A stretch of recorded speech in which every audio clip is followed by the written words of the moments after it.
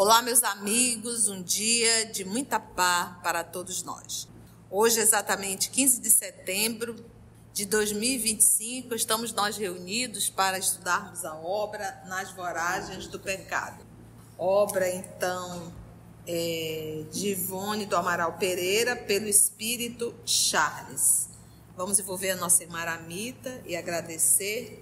Ela está de volta, graças a Deus, fez a sua cirurgia também, está bem. Nosso agradecimento e vamos envolvê-la para fazer nossa prece de gratidão.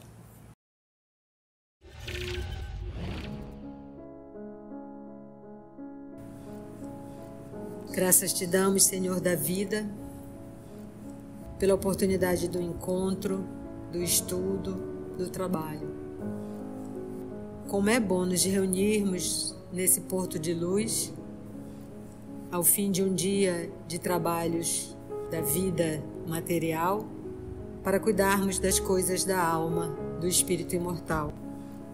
Para, através dessa história muito comovente, sabermos como nos portarmos, para exercício do perdão, para nos forrarmos das obsessões, para sabermos que quando nos ligamos ou quando pensamos, nos ligamos a todas as mentes desencarnadas que também pensam como nós. Então ajuda-nos para que nós possamos prestar atenção nessas vidas, para que nós possamos evitarmos esses erros tão clamorosos que talvez fossem nossos também, para que possamos de hoje em diante escolhermos o melhor caminho, escolhermos o caminho da porta estreita que leva até Ti. E ajuda-nos principalmente a porfiarmos contigo, que espera por nós desde sempre. Que assim seja.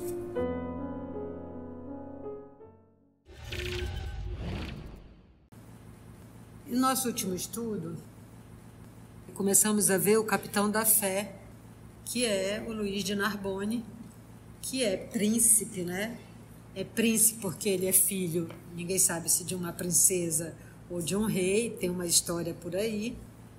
E ele é um teólogo, estudioso, amante da religião acima de tudo. Como diz o Charles, ele é um fanático, mas ele é um fanático de bom coração, de boa índole. E ele mandou uma carta para os huguenotes do Reno, que é o Carlos Felipe, pedindo que ele ou fosse para a Alemanha ou renunciasse à fé huguenote. O Carlos Felipe, a única providência que eles tomaram em família foi mandar a Ruth para a casa da Otília, de Lovigny, e ficaram lá. E eles já estavam, como o tempo passou, eles pensavam que não ia mais acontecer nada.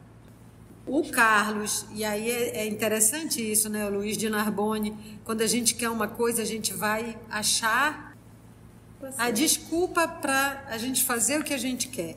Ele foi com um padre que ele considerava como pai. Esse monsenhor tão inspirado disse para ele que ele achava isso uma temeridade, para ele não fazer isso, para ele deixar aquelas pessoas, que ele não via um futuro bom disso. Não satisfeito, ou seja, não era o que ele queria ouvir, ele foi atrás de quem? Da pessoa que ia dizer para ele que ele podia fazer o que ele quisesse. E ele sabe que a Catarina não gosta dele. A Catarina o tolera. E aí ele foi perguntar da Catarina, a Catarina disse para ele que a decisão era dele, que ele fizesse o trabalho dele. Esse era o trabalho dele, que ele fizesse o trabalho dele, que isso não era com ela, e virou as costas para ele. E aí, vamos ver o que ele decidiu.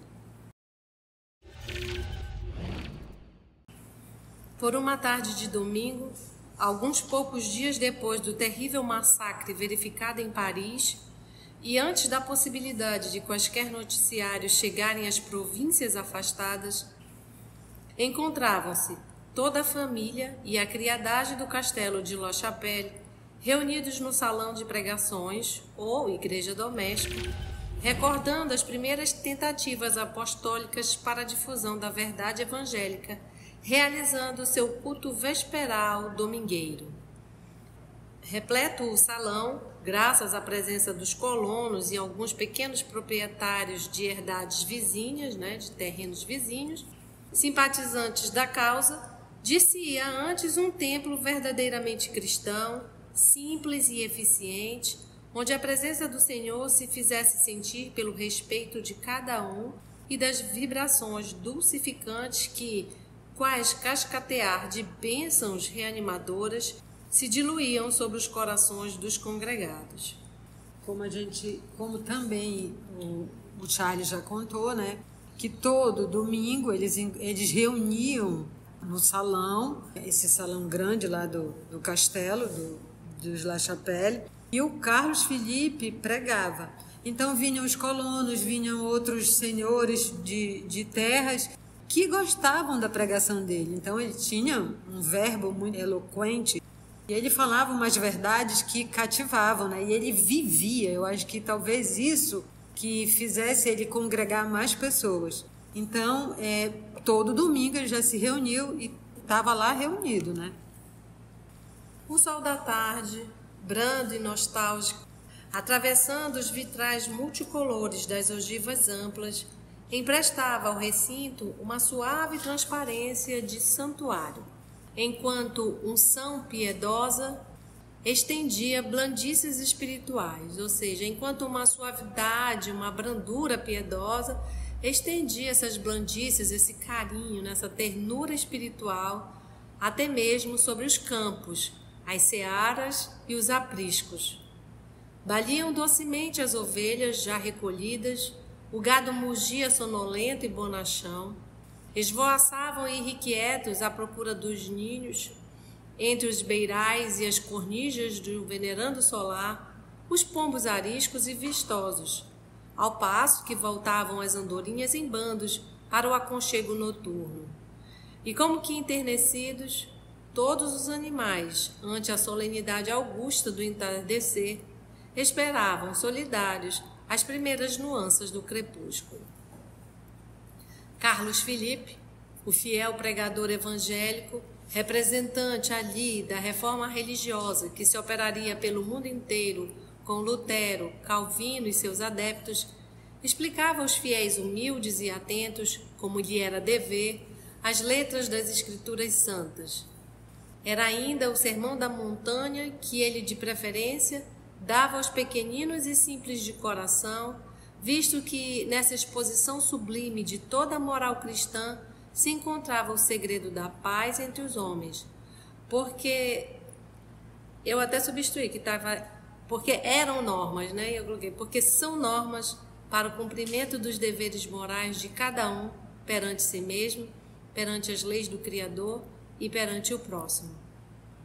Sua voz enternecida, doce e afável, contagiante de convicção e fé, seria como que o eco das vibrações augustas da Galileia distante a se derramarem em inspirações sobre ele, e como que dulcificavam o próprio ar da tarde, evocando a epopeia sublime das pregações messiânicas, enquanto predispunha os corações para a comunhão com o céu em haustos de inefáveis esperanças. Bem-aventurados os que padecem perseguição por amor da justiça, porque deles é o reino dos céus. Mateus, capítulo 5, versículo 10. Bem-aventurados os misericordiosos, porque alcançarão misericórdia. Mateus, capítulo 5, versículo 7. Assim, luz a vossa luz diante dos homens, que eles vejam as vossas boas obras e glorifiquem a vosso Pai que estás nos céus. Mateus, capítulo 5, versículo 16. Amai os vossos inimigos, fazei bem ao que vos tem ódio e orai pelos que vos perseguem e caluniam. Mateus, capítulo 5, versículo 44. Vós sois o sal da terra, e se o sal perder a sua força, com que outra coisa se há de salgar? Mateus, capítulo 5, versículo 13. E assim, tudo o que quereis que vos façam os homens, fazei-o também vós a eles, porque esta é a lei e os profetas. Mateus, capítulo 7, versículo 12. Todo aquele, pois, que ouve estas minhas palavras e as observa, será comparado ao homem sábio que edificou a sua casa sobre a rocha. Mateus, capítulo 7, versículo 24. E todo o que ouve estas minhas palavras e não as observa, será comparado ao insensato que edificou sua casa sobre a areia. Mateus, capítulo 7, versículo 26.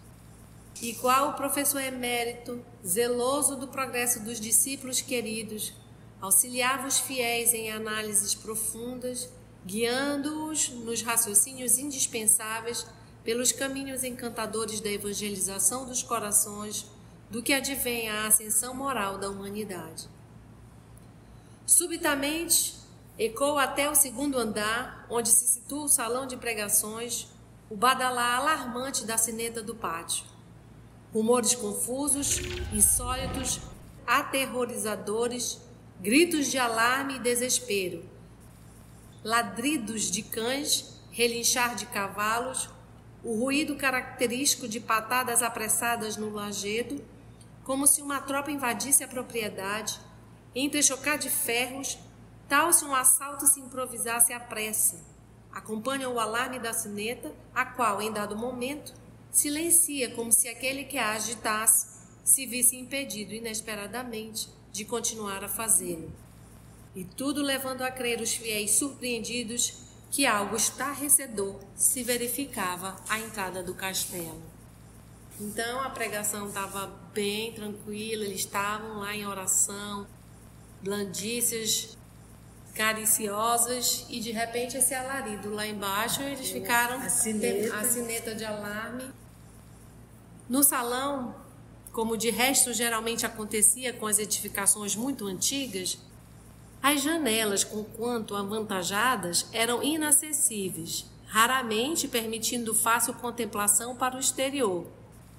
Não só por apresentarem petoris muito largos, como ainda por se localizarem em plano muito elevado, com as janelas de prisão, a menos que alguns degraus removessem a dificuldade, visto que, por sua vez, o salão de que tratamos era construído vários degraus abaixo do nível comum do referido andar, dando antes ideia de um anfiteatro, o que impediu alguém de, no momento, espionar para o exterior a ver do que se tratava.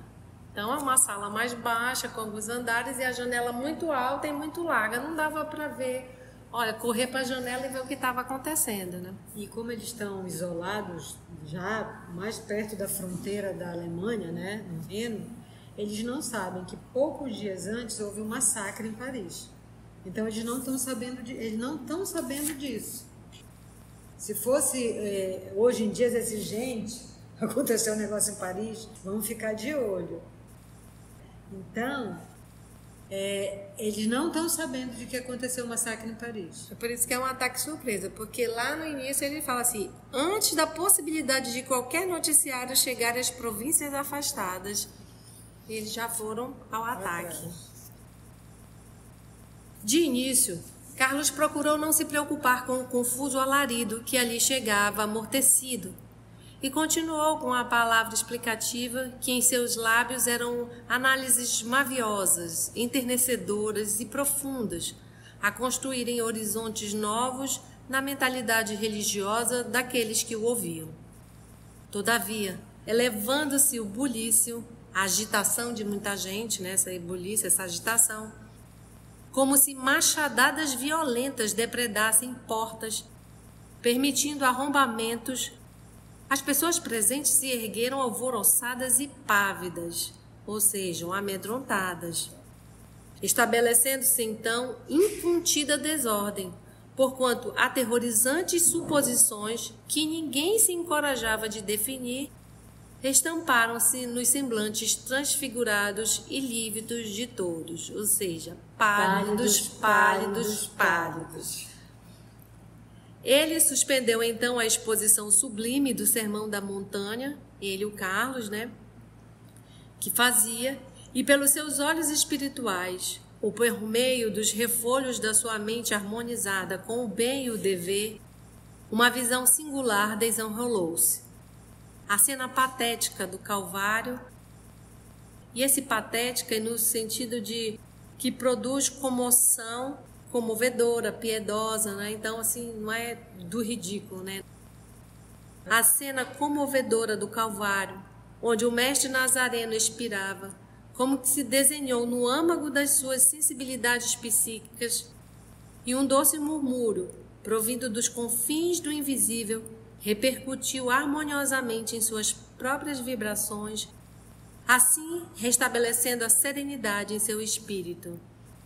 E abre aspas: se alguém quiser vir nas minhas pegadas, renuncie a si mesmo, tome a sua cruz e siga-me. Mateus capítulo 16, versículo 24. Então essa inspiração para o Carlos o acalmou e serenou, né? Então, descendo os degraus da tribuna que tão honrosamente ocupara, exclamou, sereno, para os que o rodeavam: Tende bom ânimo, irmãos. Jesus estará conosco. Soou o momento do nosso supremo testemunho. Lembremo-nos dos primeiros cristãos que, por amor à palavra do Mestre, morreram sorrindo e cantando à frente dos leões. O Senhor honra-nos com a glória do martírio por seu nome. Conhecemos a sua verdadeira palavra. Estaremos, portanto, preparados para sabermos morrer, perdoando aqueles que nos ferem. E aí, a lição do perdão já nessa hora, né? Que é o mote do livro todo, essa questão do perdão. Saber morrer perdoando aqueles que nos ferem.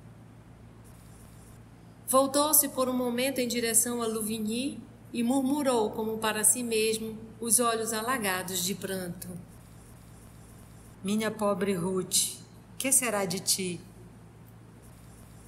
Então já tem uma intuição do que vai acontecer com a Ruth, né? Não concluíra, porém, tão tocantes palavras com o próprio pensamento, e um pajem da portaria entrou na sala desvairadamente, aterrorizado, bradando: o castelo está invadido pela soldadesca, tropas do governo e da igreja em busca de huguenotes. No entanto, antes mesmo que Carlos ou outro qualquer circunstante pudesse pronunciar uma única palavra, eis que soldados entram no recinto, tornado sagrado daquele momento em diante, tendo à frente um jovem capitão hercúleo e belo, com as insígnias da Igreja de Roma e do Senhor de Guise, e cuja espada se conservava desembainhada. 10, 15, 20 oficiais militares, com uma cruz branca aplicada no peito, entram no salão, bradando em rebuliço. E aí tem uma nota da editora: os oficiais e soldados implicados no massacre de São Bartolomeu traziam como distintivo uma grande cruz branca aplicada sobre o peito. Então, os mesmos, a mesma guarda, né? E alguém gritava: será para a glória de Deus e honra da igreja. Muito pálido, mas sereno, certo de que viviam, ele e seus fiéis, os últimos instantes sobre a terra, Carlos Felipe avança para um jovem que se destaca como chefe da tropa e exclama com brandura, mas revelando também alto cunho de dignidade: Senhor, eu, Carlos Felipe de Bretencourt de La Chapelle, sou o responsável por esta assembleia, dirigente que sou deste núcleo de aprendizes do Evangelho do Cristo de Deus.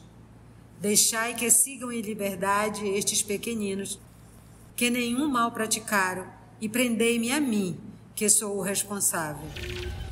Por um instante fugaz, o belo capitão cruzou o olhar com o jovem doutor huguenote e pareceu indeciso, como se algo em sua alma ou em sua subconsciência o detivesse em advertência suprema. O último aviso. O último aviso. Onde está escrita a lei de Deus? Na consciência.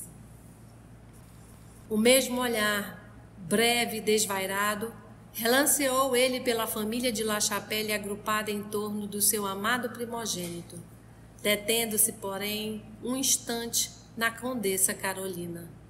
Carlos, esperançado, ia tentar algumas palavras na expectativa de mercês para quantos o rodeavam, mas não pudera nem mesmo articular qualquer monossílabo a mais, porque Luís de Narbonne, pois era ele o comandante da tropa invasora, já levantara o braço empunhando a espada em sinal a seus sequazes, bramindo na convicção de que cumpria um sagrado dever religioso. Cumpri o vosso dever, irmãos. Será para a glória de Deus e honra da Santa Igreja de Roma. Uma espada trespassou o coração do jovem pastor reformista, que cai banhada em sangue, a expressão serena, os olhos como deliciados numa visão celeste. E aí a gente vê também quando Lívia, desencarna também essa mesma visão. Aí a expressão serena, os olhos como deliciados numa visão celeste. E como se os céus desejassem simbolizar naquele instante o móvel augusto do martírio, quer dizer, o motivo majestoso do martírio, a Bíblia que ele trazia em mão cai aberta sobre seu peito, tingindo suas páginas o sangue quente e palpitante de que seu coração aberto corre em borbotões, alagando os tapetes. Gritos desesperados ouve-se então. Estabelece-se pavoroso pânico, todos desejando em vão escapar do salão, furtando-se as atrocidades que adivinham nas fisionomias alteradas dos invasores cruéis. Ao lado de Carlos caem seus pais, que correram a socorrê-lo. Um trucidamento macabro fere-se naquele amplo recinto, que momentos antes se beneficiava ante as dulcíssimas vibrações evocadas pelo sermão da montanha e em cuja atmosfera parecera deslizar, distribuindo bênçãos e encantamentos espirituais, o vulto amoroso e protetor do Nazareno, por meio da pregação eficiente do servo fiel, sacrificado no cumprimento do dever. E trucidamento é morte com selvageria, com crueldade, Um por um tombam mortos, trespassados por lanças, machados ou espadas, os irmãos de Carlos Felipe, suas cunhadas, seus sobrinhos, os visitantes do dia, os tributários e vizinhos que haviam acorrido ao dever dominical para com o Criador. Todos desarmados, incapazes de empunharem armas assassinas, por bem quererem observar as recomendações do Evangelho que respeitavam. Aprisionados num recinto de difícil escoamento, cercado em todas as saídas por uma soldadesca feroz, aqueles pobres huguenotes, mais verdadeiros cristãos do que mesmo adeptos de Lutero ou de Calvino, não lograram, aliás, tempo sequer para raciocinarem sobre os meios de se furtarem aos massacradores. Uma cunhada de Carlos, abraçada aos 2 filhos de tenra idade, prostrada de joelhos, pede misericórdia para aqueles rebentos de seu coração, os quais, aterrorizados, se agarram ao seu pescoço, chorosos e trêmulos, enquanto veem o pai carinhoso também ao lado, varado por uma lança. Como resposta, porém, a tão patética súplica, a infeliz mãe vê perfurados pela mesma lança os 2 filhinhos amados, antes de ela própria, sobre seus corpos ainda em convulsões, tombar igualmente trespassada, louvando a Deus pela felicidade de com eles também morrer, pelo amor de Jesus Nazareno. Olha, ainda bem que a gente esquece, né? E para ver olha, que... muita crueldade. E ainda nós temos crueldade ainda no nosso país, no nosso planeta. A gente fala, mas a gente, isso aqui não mudou, não. A gente ainda continua tendo pessoas assassinadas aí de forma bárbara e absurda, mesmo na nossa sociedade. Em nome de uma fé e da igreja, eles não perdoam nem mulheres, nem crianças, nem inocentes, ninguém. A irmã dele foi morta aí? Não, ela está Ruth? no outro castelo. Ela está no outro, né? Está no castelo de Louvigny. Isto está acontecendo... Ela é muito jovem, né? Nós estamos no castelo de La Chapelle. De certa forma, ele sabia que isso ia acontecer, né? Que ele teve a visão. Foi ele que era disse, olha, ele é bom, ele disse assim, ele é justo, ele é fiel, mas ele é um fanático. Então vamos tomar providência, vamos levar a Ruth. E aí retiraram a Ruth. E ele disse que ele não ia sair porque ele Ia continuar pregando. pregando e dando assistência ao povo. Porque ele é médico, né? É. E a tais horrores, presidindo o belo capitão da fé, impassível, pálido, talvez emocionado, senho carregado, uma grande cruz branca aplicada ao peito, os escapulários da Eucaristia sobre ela, fanático religioso na verdadeira expressão do termo. 2 horas depois, abandonava o castelo com sua tropa de fanáticos mercenários, prosseguindo a caçada aos huguenotes pelas demais povoações vizinhas, fiscalizando sempre se os trabalhos corriam normalmente. Atrás, porém, ficavam a morte, a depredação, o incêndio, searas e moinhos devastados, trágico escarmento a quantos ainda ousassem pretender sobrepor a reforma aos dogmas e imposições de Roma. Esse escarmento é castigos e punições. E o cara estava achando que estava certo. Sim. Não, da Catarina. Catarina. Tem todo um poder aí. Tem toda uma trama que rola, né? Por mais que ele esteja obedecendo ordem, ele vai responder perante Deus.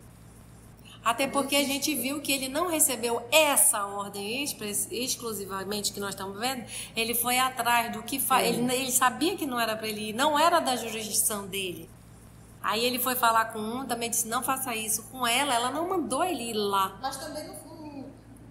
Era da obrigação dele, Mas então ele queria. decidiu. Ele quis ir. Ele é tão mais culpado porque ele quis ir.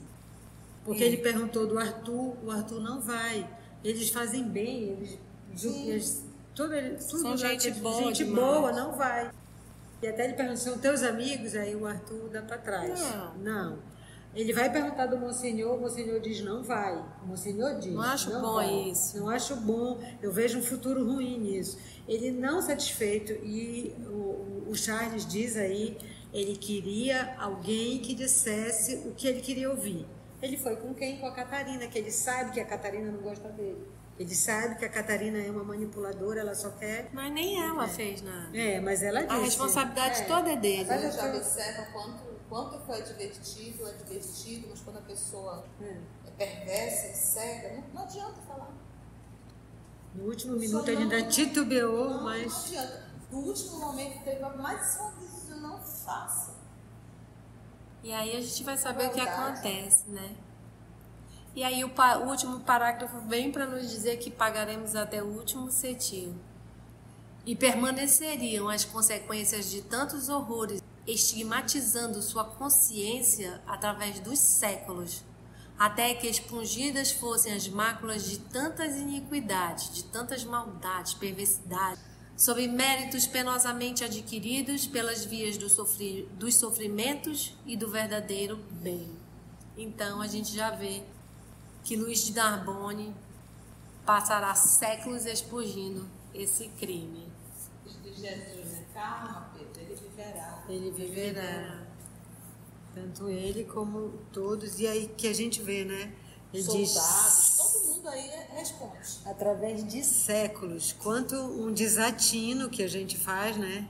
Quantos séculos. Porque depois a gente se acha inocente. É muito cruel. Ele pegava a espada, você ia trespassando nas pessoas, nas crianças, né? Friamente. E os outros colegas militares ali olhando. Também vão responder. É quem faz e quem está ali apático à situação. Todos nós iremos responder. O nosso silêncio também tem um preço perante a lei divina. Com certeza que nós não somos os trucidados, né? Nós que estamos aqui hoje, né? Sim. E continuamos, muitas vezes, trucidando. E se vezes. achando no direito de trucidar. A gente tem uma tendência muito grande a repetir os erros do passado. Aí, quando se depara numa situação, repete a mesma coisa, repete a mesma atitude, repete a mesma atitude. É impressionante. E aí, quando a gente volta para o mundo espiritual, a gente vê lágrimas grossas sendo escorridas da nossa alma, né?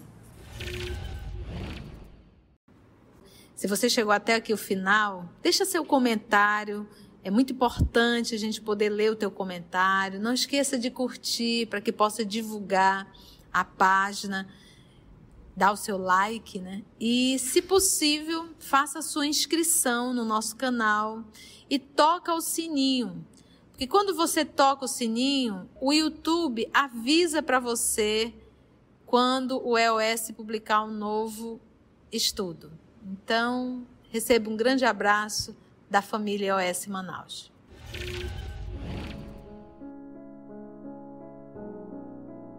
E assim agradecemos nosso Senhor Jesus a oportunidade desse estudo, desse trabalho, e pedimos a Deus que aproveitemos essa obra, essas vidas, essas dores para mudar nossos caminhos, os nossos pensamentos e caminhar sempre com Jesus e ser como Carlos, liberando perdão até no momento da morte.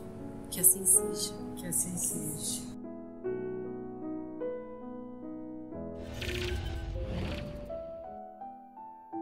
EOS Manaus. Estudando para servir ao Cristo.